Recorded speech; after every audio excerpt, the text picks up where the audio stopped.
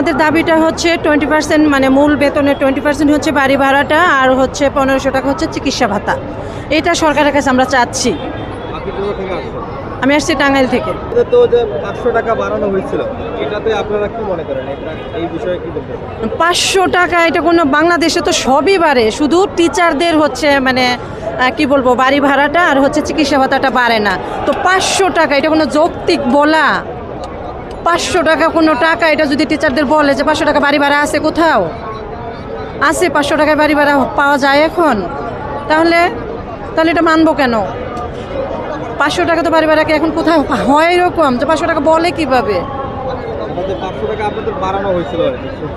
আচ্ছা 500 টাকা বাড়াইলে 500 টাকা থেকে 1000 টাকা হয়। আগে ছিল 500, পরে হচ্ছে 500। 1000 টাকায় কোথায় পাওয়া যাবে? 1000 টাকায় কোথায় পাওয়া যাবে? ঠিক আছে, এখন এইভাবে যে মন গড়া বাড়ায় দিলে তার মন গড়া আমরা মানতে পারি না। তো আমরা মানতে পারি নাই বলে এখানে আসছি, যে সরকার মন গড়া বাড়াচ্ছে, আমাদের মন মতো হচ্ছে না, যে জন্যই আমরা মানে ঢাকার রাজপথে।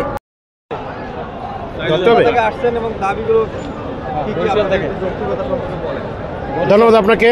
আমরা এসেছি বরিশাল থেকে। আমাদের বেসরকারি প্রাথমিক বিদ্যালয়ের শিক্ষকদের দীর্ঘদিন যাবৎ বাড়ি ভাড়া দিতেছিল মাত্র 500 টাকা, এবং চাকরি জয়েনের শুরুতেই মাত্র 12,500 টাকা বেতন। এই বেতনে আমরা আমাদের চাকরি করে সংসার কোনোভাবেই চালাতে পারছি না। এখন আমাদের দাবি ছিল বাড়ি ভাড়া 40%। সেখান থেকে গত আন্দোলনের সময় সরকার আমাদেরকে প্রতিশ্রুতি দিয়েছিল যে আমরা 20 ভাগ বাড়ি ভাড়া দেবো, কিন্তু সেইটা এখনও বাস্তবায়ন করে নেই। সেই আন্দোলনের জন্য সেই দাবি বাস্তবায়নের জন্য আমরা আজ এখানে শিক্ষকরা সমবেত হয়েছি। আমাদের জয় অনিবার্য, ইনশাল্লাহ আমাদের জন্য আপনারা দোয়া করবেন। আমরা চাচ্ছি আমাদের দাবিগুলো অচিরেই পূরণ করে। আমাদের বর্তমান শিক্ষা ব্যবস্থায় সম্পূর্ণ ক্লাস বর্জন আছে। বাংলাদেশের প্রতিটি স্কুল কলেজ মাদ্রাসা বন্ধ, সেখানে কর্মবিরতি চলছে। আমরা চাচ্ছি আমাদের এই দাবিগুলো মেনে নিয়ে তারা অচিরে আমাদের স্কুলে যাওয়ার সুযোগ করে দিবেন।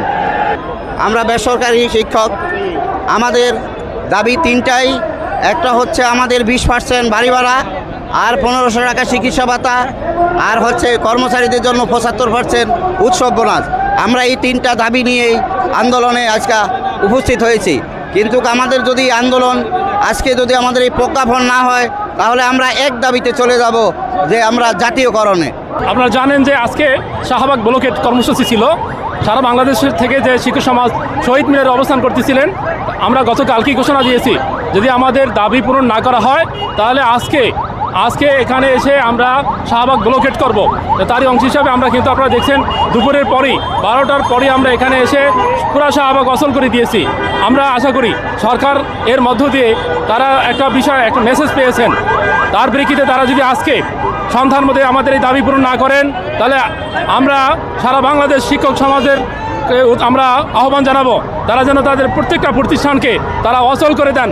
কর্মসূচি তারা আমাদের সাথে একত্রতা প্রকাশ করে তারা যেন কর্মবিরতি পালন করেন।